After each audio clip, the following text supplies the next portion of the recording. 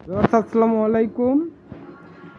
গুপ্তবিদ্যা সাধনা YouTube চ্যানেলে সবাইকে সুস্বাগতম। সভা মোহিনী কাজল কালামুখ ধো করু সলাম মেরি আঁখো মে শর্মা বসে জো দেখে সে পায়ন পরে দোহাই গৌসুল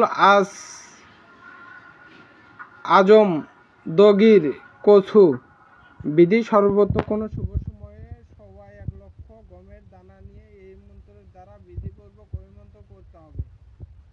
প্রথমে গমের দানার উপর একবার মন্ত্র করে অভিমন্ত্র করতে হবে। এবার ওই গমের আটা বানিয়ে গৌসুল আজম দর্গি তৈরি করে তা দিয়ে ভোগ দিয়ে ওই মন্ত্র দ্বারা শর্মাকে 2100 বার ওই মন্ত্র করে নিজের চোখে লাগাতে হবে।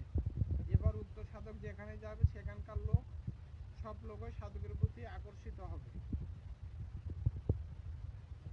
তো ভিউয়ার যারা নেতৃত্ব দেয় তারা